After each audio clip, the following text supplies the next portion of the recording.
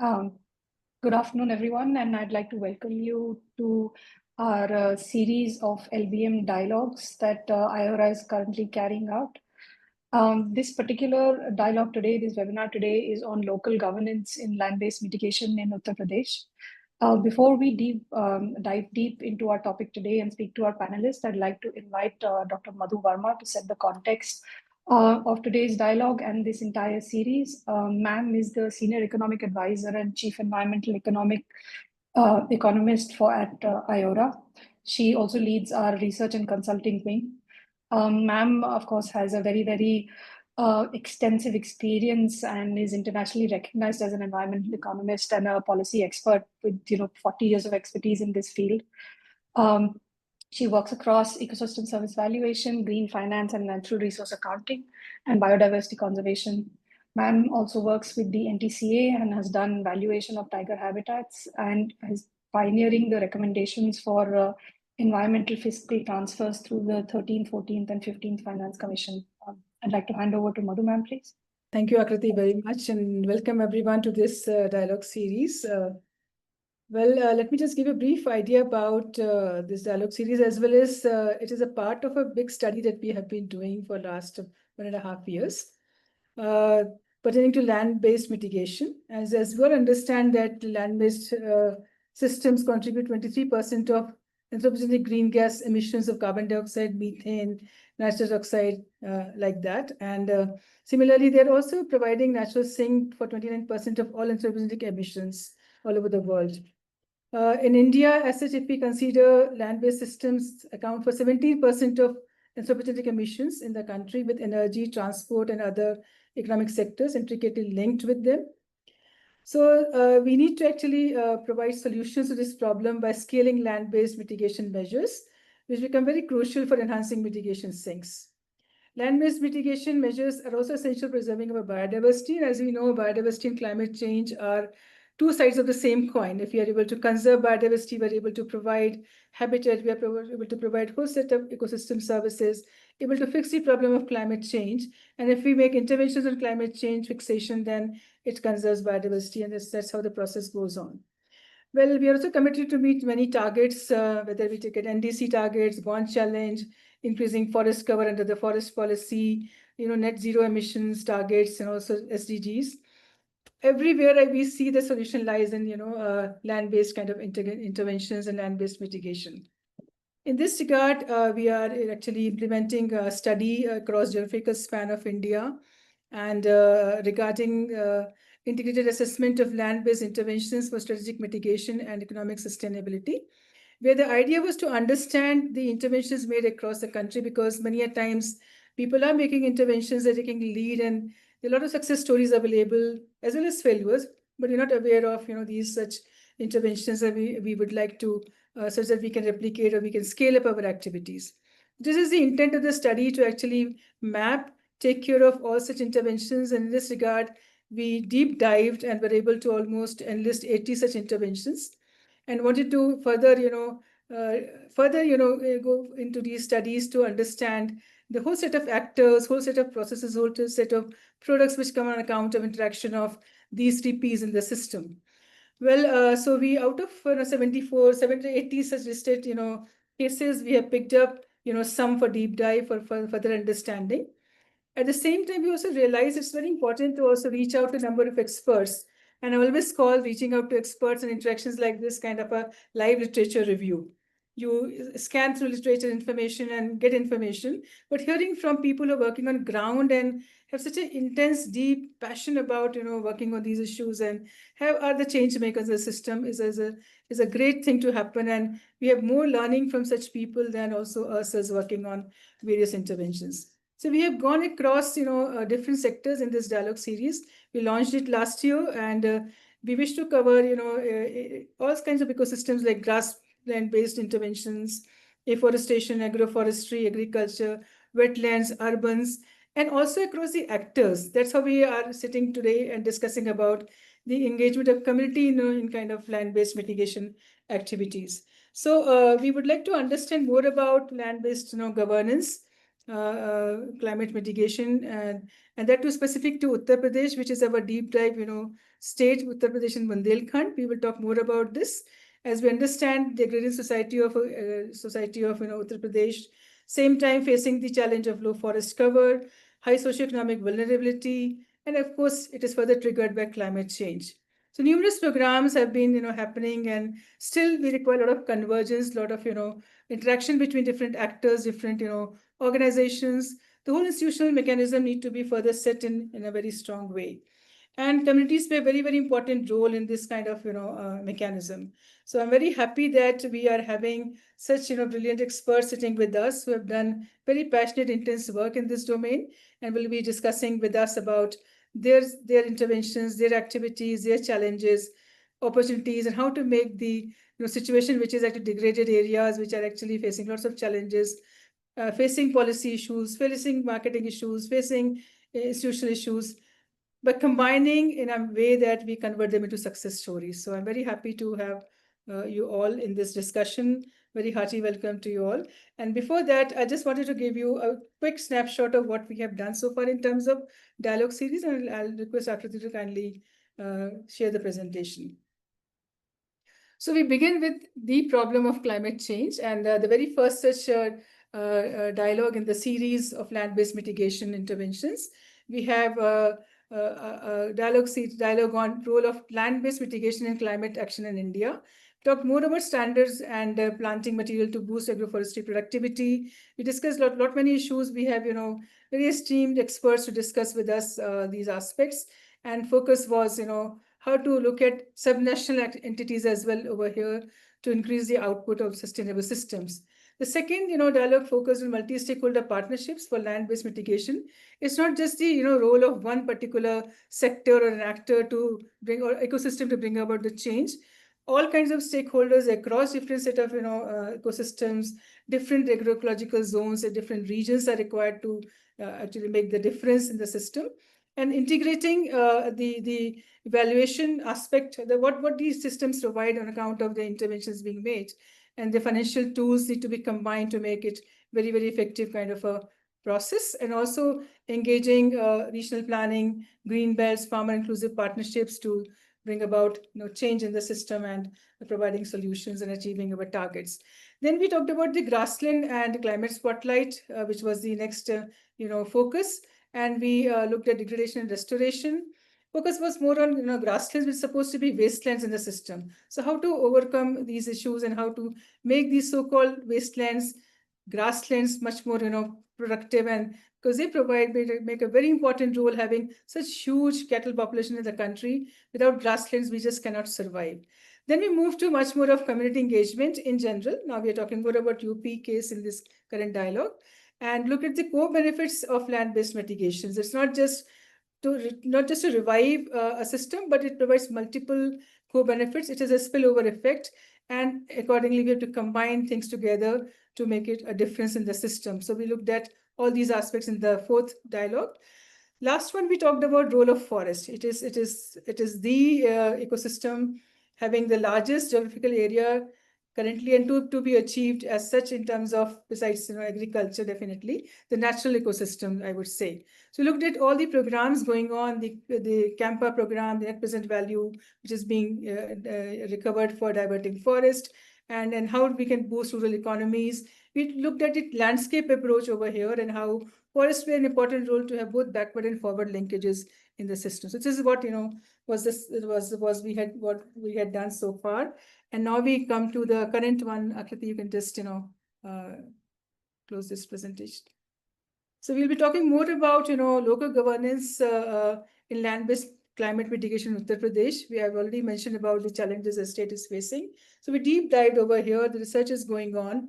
At the same time, we thought about discussing with all of you and get further guidance, such that we can come out with very, very useful and pertinent recommendations for much more fruitful interventions in the system to make the system thriving instead of currently facing challenges with the degraded ecosystem. So thank you so much, and welcome to you once again, and handing over to Aakriti to kindly take the discussion and dialogue forward.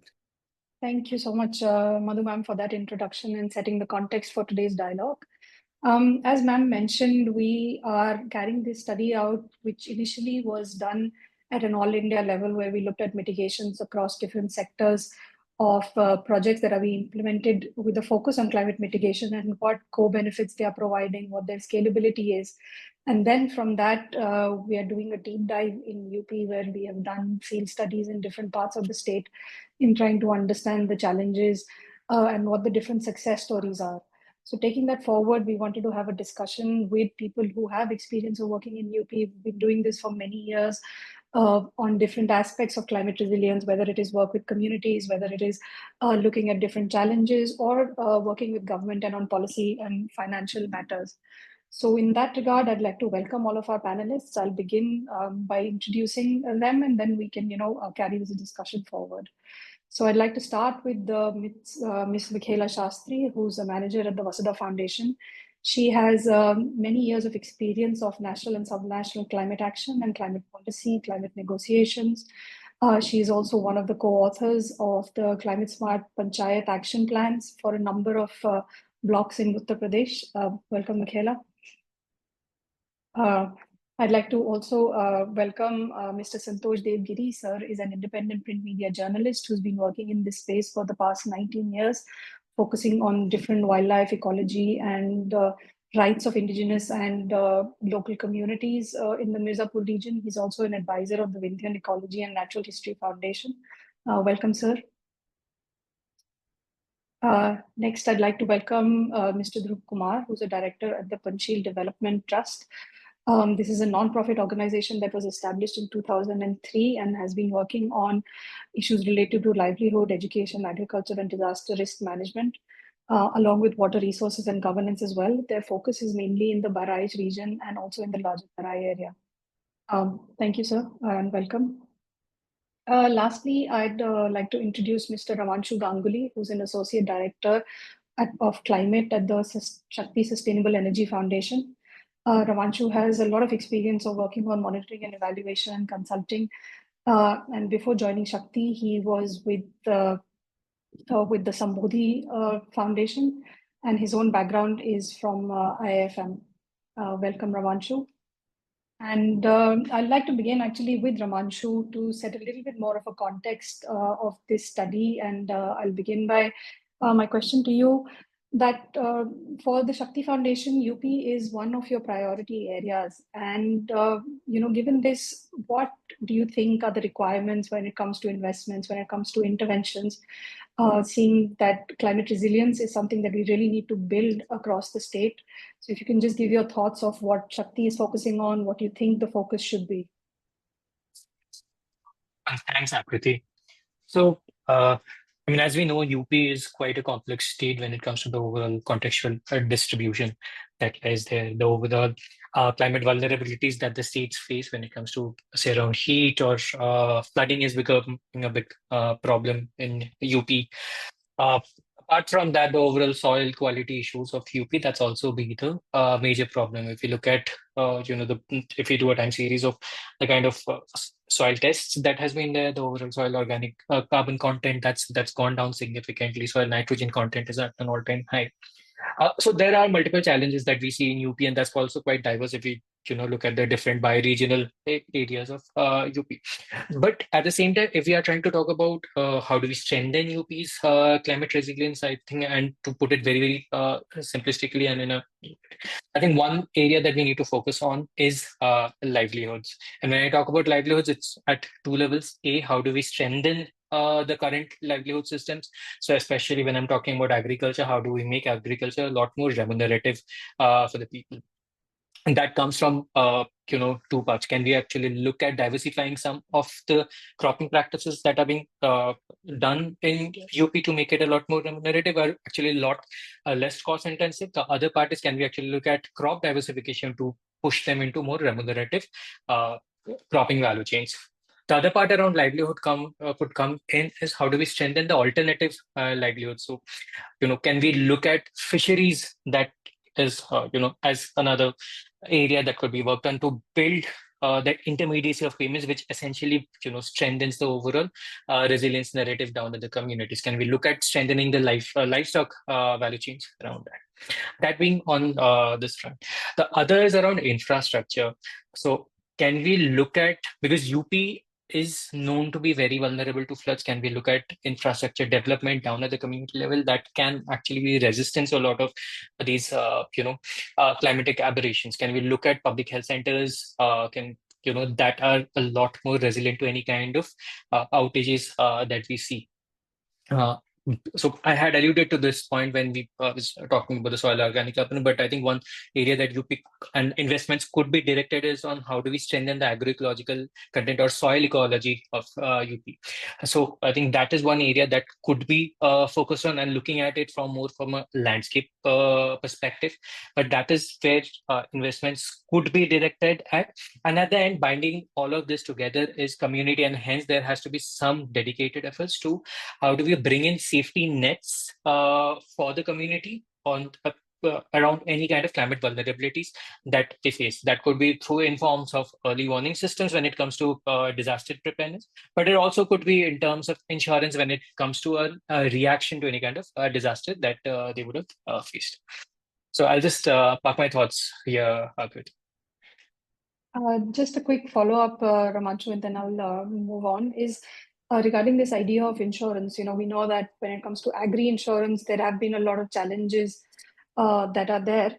Do you have any thoughts on how something, that can be strengthened, maybe not just agri-insurance, but also if we look at, in general, disaster insurance in the rural sector, specifically in UP?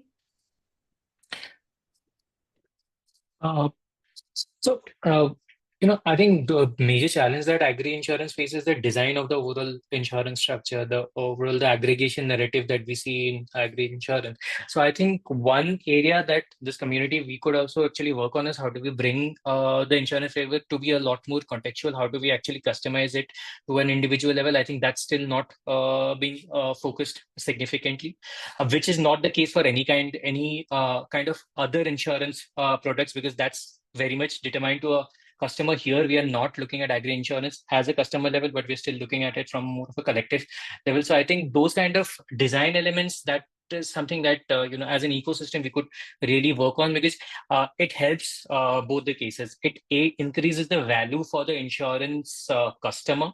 So any kind of investment that I as an insurance buyer would be doing, the overall value for that product would increase, but it also would help de-risk the insurance provider. See, other insurance is about transferring the risk from point A to point B. So if we can actually create a win-win situation for all of those, and one of the solutions, one of the pathways could be how do we design these insurance products akin to any other kind of insurance products. Like if we look at the motor vehicle insurance, is again designated towards that motor vehicle, but we do not see such cases for agri insurance. It's still more at a larger geography level. So, and that's where I think a lot of these insurance claim issues around agri products has come in, and that's where a lot of apprehensions for this product to be taken up by communities. I feel that's been there. So, I hope I've been able to answer your question. No, absolutely. No, I agree with you. I think there is a need to think of it in a more customized way. And you're right, when we can do it for other sectors, we definitely should also do it for the agriculture sector.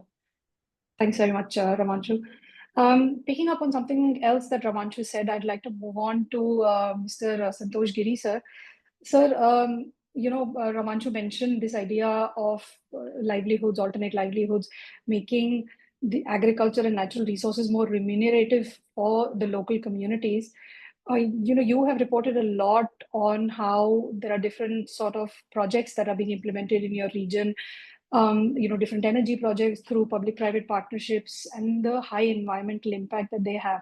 How is it that we can make natural resources and the agriculture sector more lucrative, more remunerative for farmers, so that we are not diverting land towards these, because when it comes down to it, if a community is going to get a lot more by selling their land for energy, what governing structures, what local institutions can we support? How do we build their capacity that they are more inclined to move towards the natural resources and their conservation? And sir, I realize maybe I can also repeat my question in Hindi. I can't see sir anymore actually. Sir आपको मेरी आवाज आ रही है? संतोष गिरी sir? Sir आपका muted है.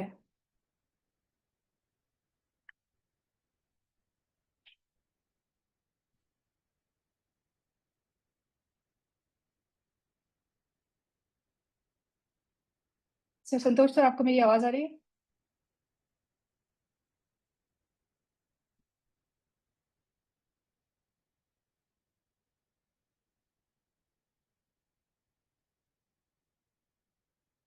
Sir आपका actually mic muted है. जी जी sir. आवाज आ रही है मैम? हाँ जी, हाँ जी सर. मैं हेलो जी हिंदी में भी एक बार सवाल पूछ लेती हूँ आपसे. रमांशु जी कह जी रहे थे कि जरूरी है कि यूपी में हम जो ये एग्रीकल्चर सेक्टर है और नेचुरल रिसोर्स मैनेजमेंट है, इसको कम्युनिटीज के जी लिए और रिन्यूमरेटिव कैसे बना सकें उसमें देखना है. तो आपने तो बहुत जी सालों में लिखा है कि ऑन ग्राउंड जो ये एनर्जी प्रोजेक्ट्स हो रहे हैं अलग अलग पब्लिक प्राइवेट पार्टनरशिप के थ्रू, जिसका जी जी एनवायरमेंटल डिग्रेडेशन पे इम्पैक्ट ज्यादा होता है, तो हम ऐसा क्या कर सकते हैं कि जो कंजर्वेशन सेक्टर है, जो एग्रीकल्चर सेक्टर है, उसको हम ज्यादा स्ट्रेंथन कर सके. ऐसे क्या लोकल गवर्नेंस स्ट्रक्चर है, लोकल कम्युनिटी स्ट्रक्चर्स हैं जिनके साथ हम काम कर सकें कि लोग उन पार्टनरशिप्स की जगह हमारे साथ काम करें, एनवायरनमेंट पे काम करें.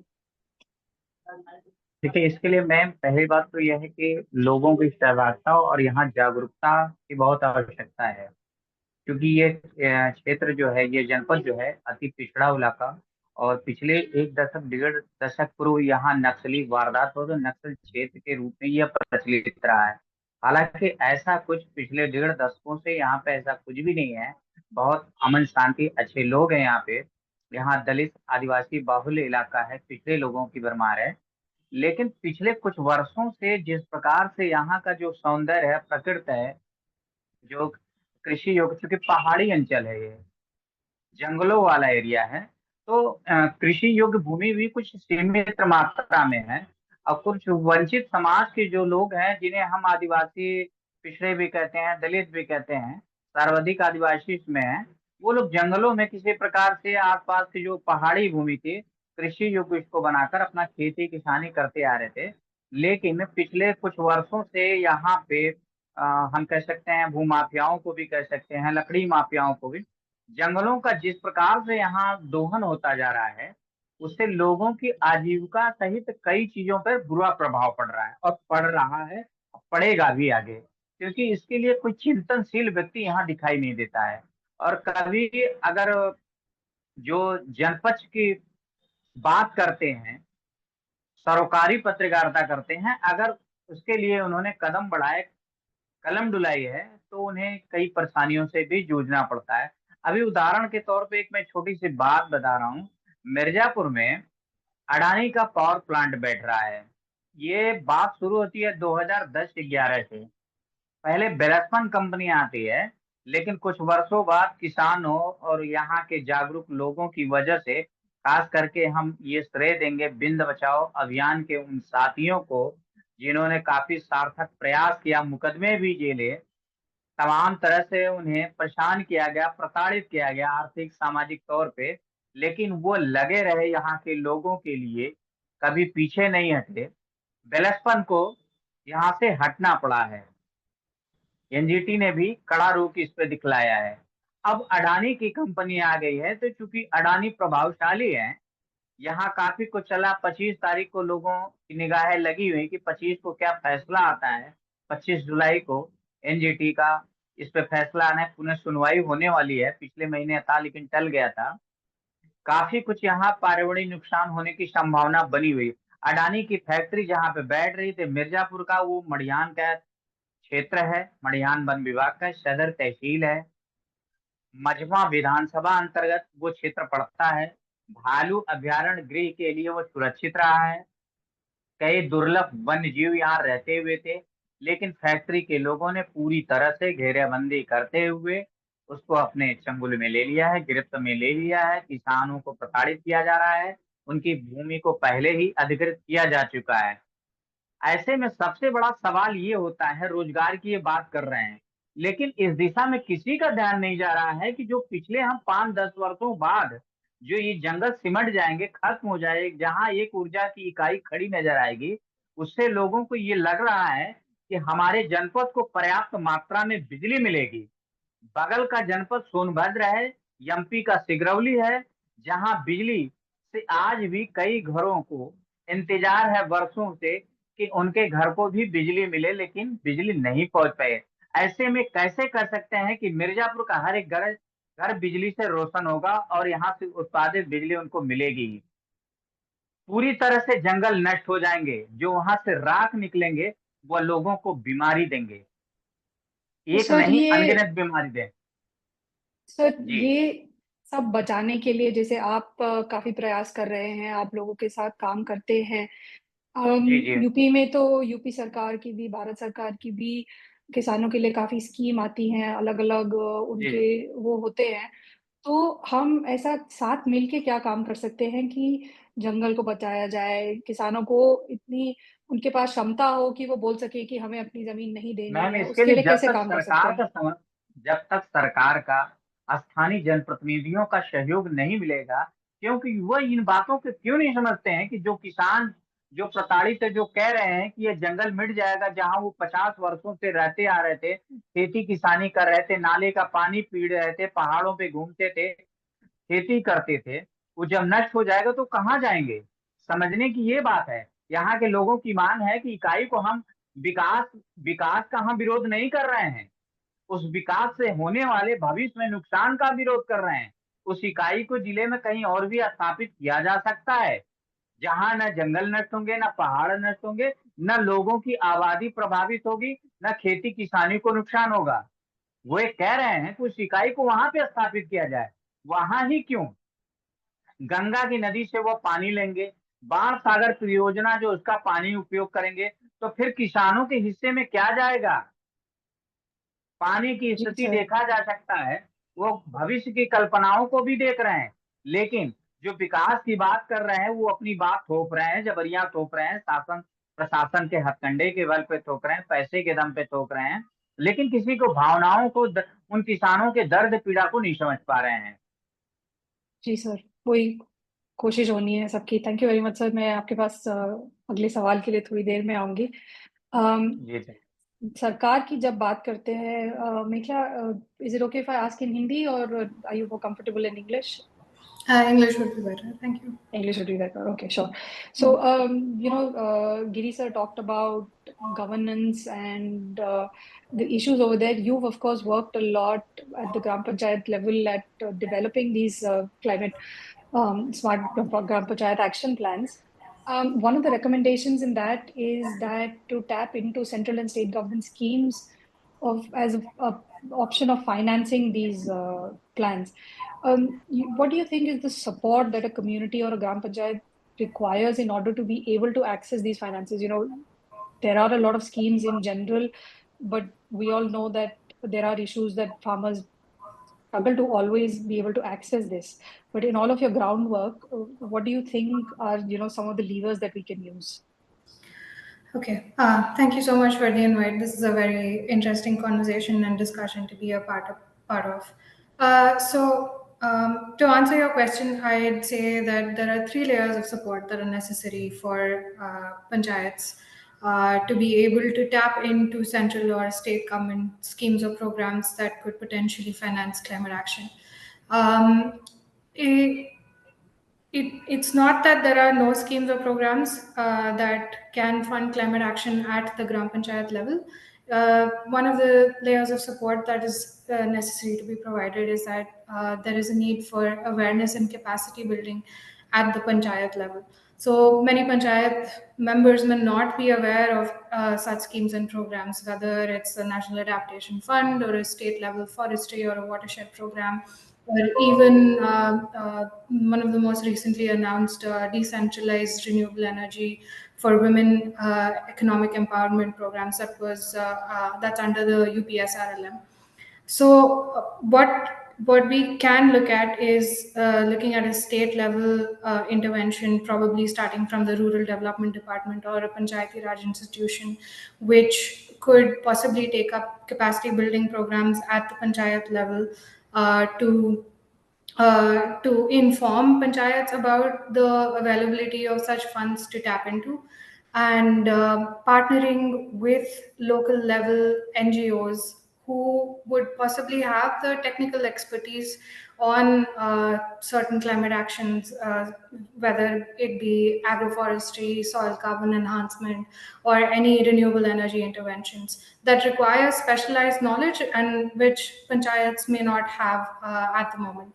So partnerships with local NGOs, Krishi Vigyan Kendras, or even academic institutions may help design actionable projects that can be implemented at the panchayat level.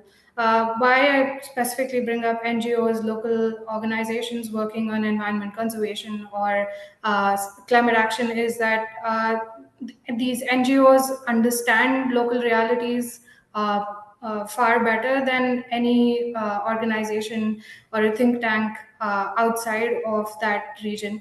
And these communities within those regions trust these local NGOs because they've been working with them closely. So, and the last level of support, I'd say, is that looking at institutional linkages, say possibly integrating climate smart actions within the Gram Panchayat development planning process. So if we are able to provide capacity to panchayats at that level to be able to address to be able to address climate concerns and climate risks in their GPDP planning process itself, it could it would both supplement and complement the GPDP of Gram Panchayat by broad basing the existing developmental initiatives and activities that are already taking place, but with a climate perspective, and also dovetailing ongoing programs at either at the national or the state level, um, uh, which are relevant for climate action. I'll stop here. All right. Thanks. I actually have a follow-up question. You've worked in UP obviously quite a lot, down to the block level. So can you talk a little bit about your experience of developing these plans, maybe some specific learnings from UP that really helped in thinking about climate, or how that can be scaled up across other parts of India? So the idea or the aim of this whole exercise that was carried out was that we know that Gram Panchayats are not in any way, shape, or form contributors to large-scale emissions to the state or the country. But there is an opportunity to address this by looking at providing small solutions, like for example, if we say maybe a DRE solution in the agriculture sector, like say for example a cold storage or a solar dryer, that could help not only mitigate emissions at the Gram Panchayat level, but also provide an enhanced livelihood options for members in the Gram Panchayat itself. As part of the as for the learnings from the Gram Panchayat level, what we saw, we did plans across the state of Uttar Pradesh, 43 of them to be specific, across all of the 9 agroclimatic zones of Uttar Pradesh. And what we found was that there is impetus and there is intention and there is people do want to take up climate action to address immediate issues that they have, say for example lack of water, or their local water body or pond is in a dilapidated state, which will obviously have larger environmental and climate impacts. What we found was that there is initiative to do it, but they might not be aware, like I was talking earlier, they might not be aware of the programs to tap into, or may not have the technical expertise to take up that climate action. So it becomes very important to look at local level NGOs or CSOs that are working in those spaces, or even CSRs that may be active in that region to be able to take up that climate action. All right. Thank you very much, Meghla. I'll move on to Dhruv Kumar, sir. Sir, following on from something that Meghla said about capacity building being very important when it comes to climate action and how to access government schemes. You, of course, work very, very closely with communities on different aspects. Given the very complex social structures that are there in UP, how do you make sure that your capacity building or your livelihood programs are able to reach all population, vulnerable communities, marginalized communities? Are there any specific examples or learnings that you can tell us from the UP context? Yeah, actually, first of all, I introduce myself. Myself, Dhruv Kumar, working with Panchayat Development Trust in Bahraich district. We are working with displaced community from river displacement, Ghagra River. There are so many type of families like social inclusion. You may see that कि मैं हिंदी में बोलूँ तो ज़्यादा चलेगा? Okay. जी sir, हम please. Ghaghara नदी के विस्थापित परिवारों के साथ में काम कर रहे हैं। करीब यहाँ पर घाघरा और राप्ती नदी के किनारे जो परिवार रहते हैं उनके साथ में जो नदी कटान से विस्थापित हुए करीब 40 साल से कोई 35 साल से इस तरह से एक बड़ी पॉपुलेशन करीब 2 लाख की पॉपुलेशन पूरे इस इलाके में विस्थापित हुई है पिछले 50 सालों में। और पंचायत डेवलपमेंट ट्रस्ट उन्हीं के पुनर्वास के लिए काम कर रहा है और उसके में तो ये काफी तरीके से लोग यहाँ से माइग्रेट होकर के शहरों की तरफ जाते थे जो कि यहाँ पर रहते थे वो आजीविका की खोज में। हम लोगों ने क्या किया है कि नदी की कटान से जो विस्थापित परिवार थे तो जो धीरे धीरे जब मिट्टी दोबारा बनने लगी बैठने लगी तो उसी में उनको काम करने के लिए रिवर बेड फार्मिंग का कंसेप्ट लेकर के आया और उनकी कैपेसिटी बिल्डिंग बड़े पैमाने पे किया। करीब 4000 परिवारों को हम लोगों ने कैपेसिटी बिल्ड किया कि आप लोग अपने इसी क्षेत्र में रह करके काम कर सकते हैं, माइग्रेशन की जरूरत नहीं है। अभी क्लाइमेट चेंज से जो परेशानी आई है, हाई टेम्परेचर से जो परेशानी आई है, तो उसमें जो दिक्कतें आ रही हैं कि वो जब मेन रिवर बेड फार्मिंग का जो फ्रूटिंग का टाइम होता है अप्रैल मई जून, उस समय हाई टेम्परेचर होता है, 40 से ऊपर हो जाता है और कोई भी जो है फसल में फ्रूटिंग जो है वो 38 तक तो सेफ रहता है, उसके ऊपर के में बहुत अनसेफ होता, फल नहीं आते हैं, तो इनका घाटा बहुत हो रहा था। तो उसी से फिर धीरे धीरे मिलकर के जो निकल के आए जो पैकेज ऑफ प्रैक्टिस वो हम लोगों ने डिफाइन किया कि परवल की खेती है, मक्का है, मसूर है, मूंग है, उड़द है, इस तरह की चीजें जो ले रहे हैं तो उनका जो है इसमें काफी अच्छा रहा है और काफी जो है अच्छा मार्जिन भी आया हुआ है। यूं कहेंगे कि अगर 1 एकड़ की परवल की खेती कर रहे हैं तो 60 से 70 हजार रुपए का प्रॉफिट, नेट प्रॉफिट सारे खर्चे निकाल करके उनको आराम से मिल जा रहा है। मूंग है, उड़द है, इसकी अगर खेती कर रहे हैं तो 3 महीने में वो बड़े आराम से जो है 1 बीघे में 1 कुंटल की यानी 5 कुंटल जो है मूंग या उड़द जो है 2 महीने में वो ले लेते हैं। तो ये इस तरह की चीजें की प्रैक्टिस करने से उनका ये काफी अच्छा रहा है। जहां तक आप एक सोशल रूप से जो विभिन्न तरह के लोग परिवार हैं उनको एक साथ मिलाने तो मुझे तो नहीं लगता कि कोई ऐसी दिक्कत है। सारे लोग मिलके काम करते हैं, लर्निंग्स लेते हैं और जो जिस तरह से अपने काम को डिफाइन करता है वो उसी तरह से वो प्रॉफिट भी ले रहा है। तो यहाँ पर मुझे नहीं लगता कि यूपी में इस तरह की कोई दिक्कतें हैं। हाँ, ये जो केमिकल का यूज ज्यादा हो रहा है या जो बरसात कम हो रही है, 7-8 महीने लगभग सितंबर से लेकर के और जून तक बारिश नहीं हो रही है, इससे काफी प्रभाव पड़ा है फसलों पे। गेहूं के उत्पादन पे काफी कम हुआ है और प्रोडक्शन कास्ट करीब 46% तक बढ़ गया है। पहले जिस प्रोडक्शन कास्ट में उनको आ रहा था वो 46% तक बढ़ गया है। गर्मी के दिन काफी लंबे हो गए हैं, बढ़ गए, उनका पीरियड बढ़ गया है, करीब 8 महीने की गर्मी के दिन हो जा रहे हैं जो एबनॉर्मल है। और जी। बरसात का टाइम घट करके 30 से 35 दिन तक रह गया है। जो एक्टिव है जिस दिन बारिश होती है अगर उसको जोड़ेंगे तो 30 से 35 दिन हो गया है, जो कि 90 दिन तक होता था वो 30 से 35 दिन तक आ गया है। जाड़े के दिन भी काफी घटे हैं, उससे फसलों पे काफी क्लाइमेट चेंज इस तरह के जलवायु परिवर्तन से फसलों पे काफी प्रभाव पड़ा है। और समुदाय के सारे लोग जो किसी की भी लर्निंग होती है दूसरे से मिलके करते हैं। यूपी के कॉन्टेक्स्ट में तो मुझे नहीं लगता कि इस तरह से कोई ऐसी दिक्कत है कि सोशली ओके कोई समाज के स्तर पे कोई परेशानी। सर, आपने एक चीज बोली कि केमिकल्स का बहुत ज्यादा यूज हो रहा है, फर्टिलाइजर का बहुत यूज हो रहा है। तो उस पे आप कुछ काम करते हैं, उस पे अगर फार्मर्स को, किसानों को प्रोत्साहित करना हो कम करने के लिए, तो कैसे कर सकते हैं? आपके कोई नहीं, वो हम एक्सपीरियंस लोग हो? कर रहे हैं जैविक खेती और ऑर्गेनिक खेती के बारे में हम जी लोग काफ़ी लोगों को प्रमोट कर रहे हैं और नदी के किनारे और नदी और तटबंध के बीच में तो 100% नेचुरली फार्मिंग ही प्राकृतिक खेती की बात करते हैं और उसमें कई मुझे चीज़ मैं एक उदाहरण देता हूँ जिससे बॉबी खरबूजा है, ये काफ़ी प्रचलित है इस इलाके में, लेकिन बाराबंकी में काफ़ी होता है, लेकिन हम लोगों ने हरा मधु नाम की क्वालिटी खरबूजे की, जो कि हम लोगों ने जब वो प्रोडक्शन कराया तो इतना लजीज और इतना मीठा और वो टोटल वर्मी कंपोस्ट से ही तैयार किया गया था घाघरा नदी किनारे। तो मुझे लगता है कि और वो बहुत बड़ा एक जो है हम लोग को खुद एक्सपीरियंस मिला कि अगर हम चीज़ों को प्राकृतिक तरीके से उगाते हैं तो उसकी कीमत आप कुछ भी ले लेकिन लोगों को शुद्ध मिलेगा और सुरक्षित मिलेगा। उसमें जो है जबकि जो है भावी खरबूजे की कीमत जो है जो बीज की कीमत है वो करीब 1 लाख से सवा लाख रुपए प्रति केजी का है और ये हरा मधु मुश्किल से जो है 10,000 रुपए प्रति केजी है, लोकल है, अच्छा है। तो हमें अब लोग भी इस बात को समझने लगे हैं कि हमें इस तरह की चीज़ों को करना चाहिए।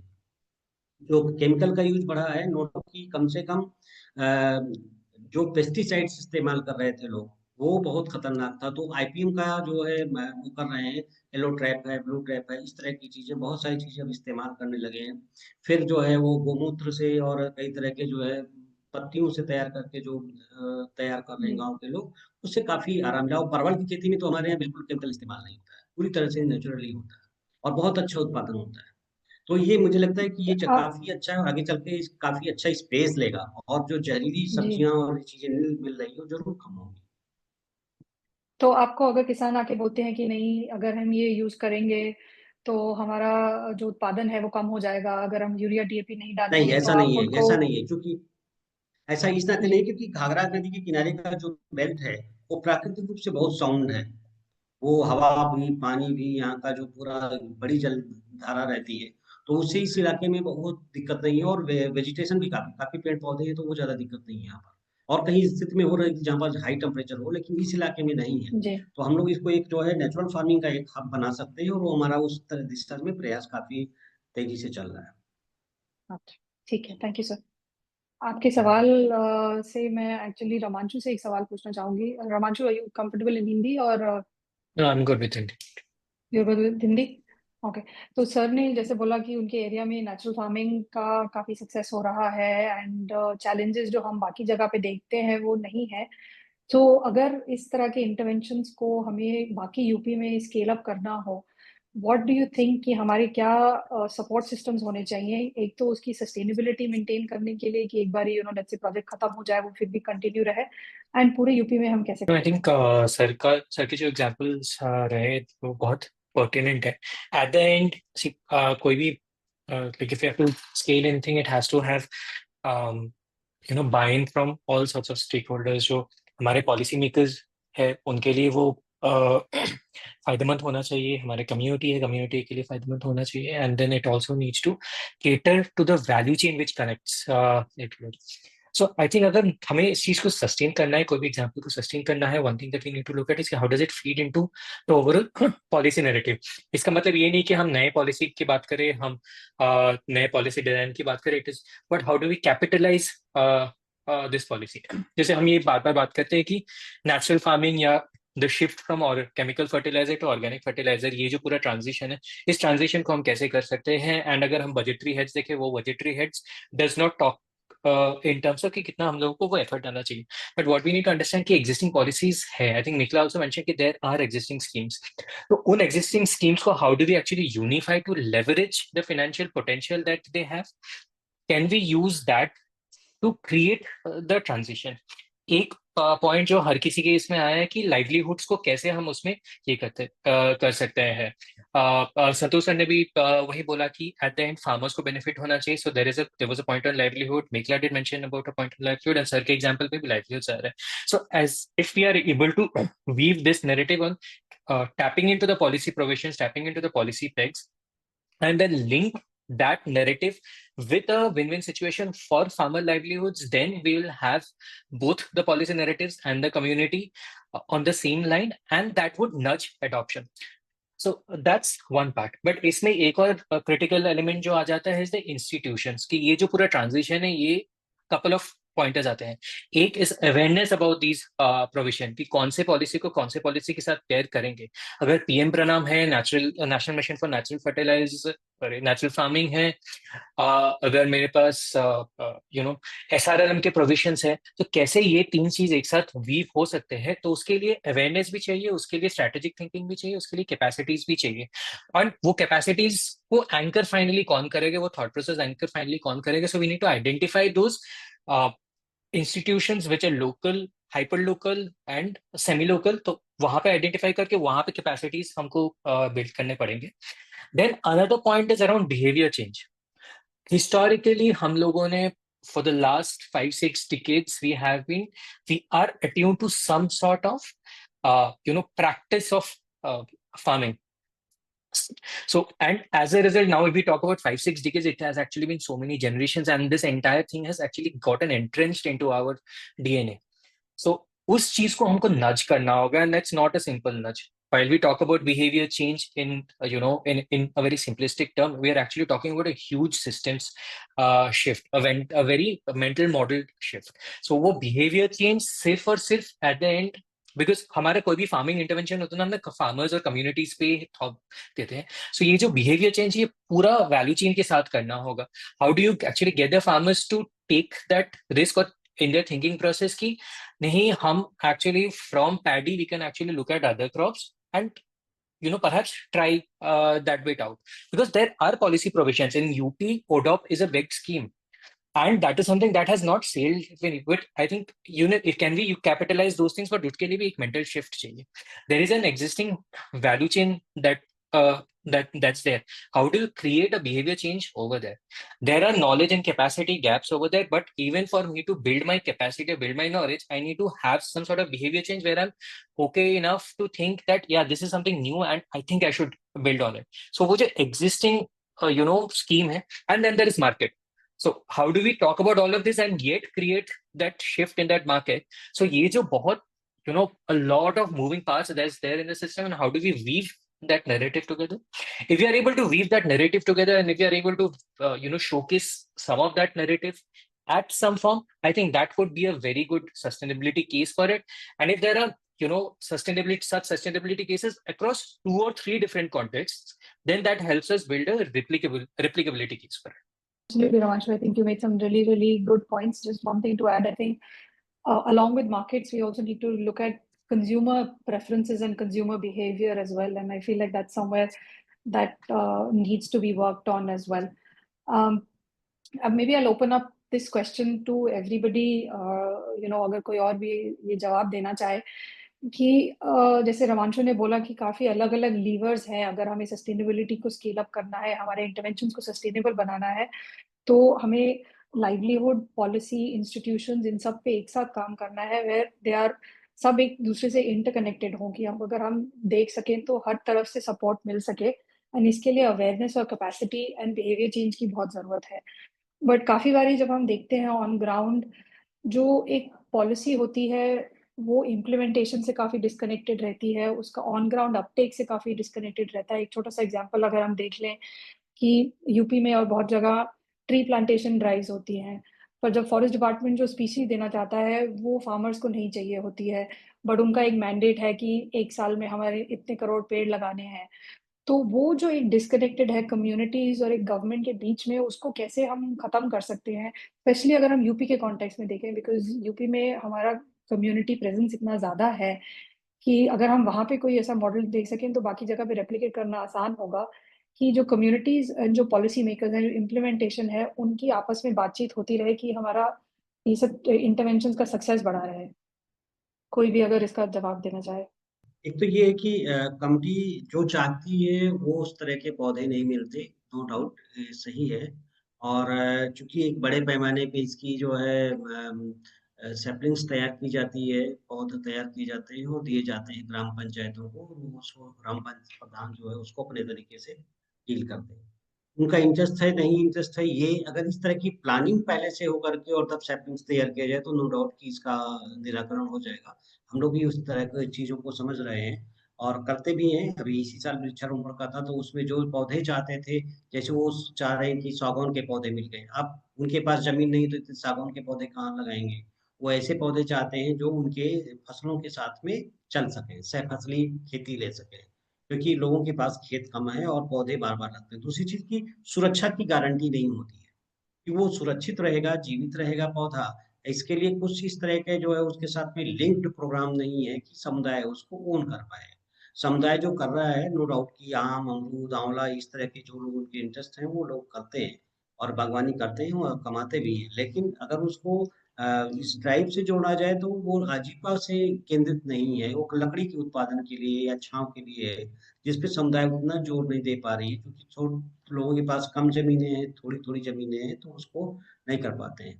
तो ये मुझे लगता है कि ये अगर इस तरह से अगर प्लानिंग होगी, लोगों की जरूरत किन पौधों की है, उसकी सेप्टेंस तैयार करके उनको दिया जाए और उसमें कुछ उनको इंसेंटिव दिया जाए, क्योंकि उसके केयर के लिए 5 साल तक बहुत जरूरत पड़ती है उसको। तो पशुओं से, खुला पशुओं से बचाने के लिए, फिर और तरह की चीजें हैं, उसको पानी, 8 महीने बारिश नहीं होती है, वो सबसे बड़ा। जब बारिश के समय लगाया जाता है तो उसके बाद फिर वो जो है पानी पानी रहता है, उसके बाद बिल्कुल पानी नहीं होता 8 महीने तक। फिर उसको पानी देना बहुत जरूरी है, तभी वो बचेगा पौधा। तो ये मुझे लगता है कि इन दो चीजों को ध्यान में रख के करेंगे तो ज्यादा अच्छा रहेगा। जी सर। तो हमें कुछ भी अगर ऑन ग्राउंड करना हो, आइडिया है कि हम पहले समझें कि समुदाय चाहता क्या है और उसको सपोर्ट कैसे दे सके, वो बहुत जरूरी है। जी। Anybody else, any thoughts on how we can strengthen our policy implementation on the ground? So I'll jump in here. One of the things that happened during the course of the Climate Smart Gram Panchayat Action Plans development was a Panchayat private partnership model that was spoken about, that is there in the plans as well. What it was is a tripartite partnership between the Environment Department, the Panchayat, and possibly a private sector player, say a CSR, that is present in the region. So what this partnership could do, this PPP model could do for ensuring continuity of action or ensuring that local needs and contexts are met, is that one, obviously financial flows, with CSR funds coming in, you can ensure that there is enough finance available to implement a certain climate action. And there will also be reporting and monitoring mechanism that will be put in place because CSR is involved. And it's also possible that because the panchayat is directly involved in this agreement or an MOU, there is a sense of ownership with the people or the members of the panchayat themselves to keep the climate action alive and to ensure that it can be implemented further as well. Okay. All right. Thank you very much, Mikla. We're nearly at the end of our time. Ramanchu's unmuted. Go ahead, I Ramanchu. just wanted to make a very brief point. I think, Aakriti, one key element that actually comes on how do we, strengthen policy implementation, strengthen any kind of implementation, is how we are thinking about the end result.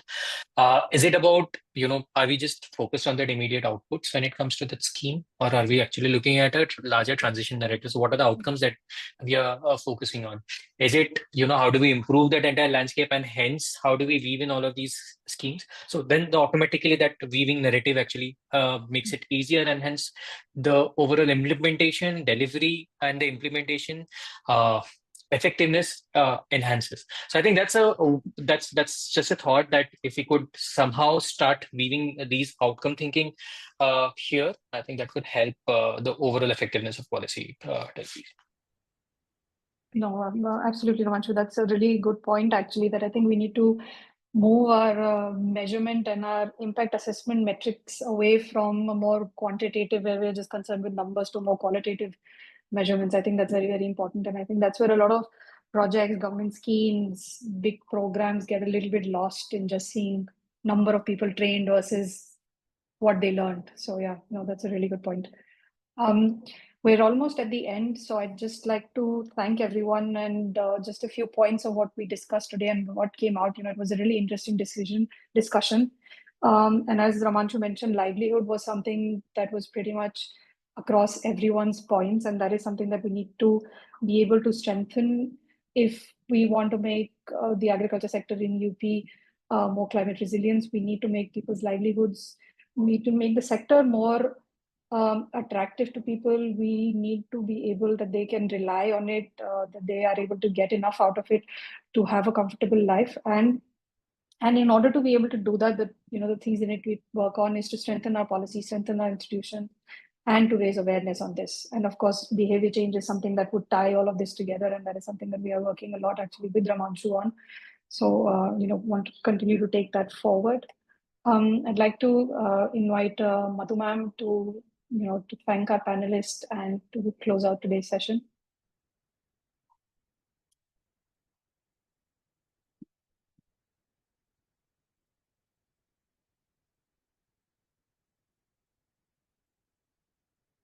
I think ma'am might have dropped off. I think I don't see her online.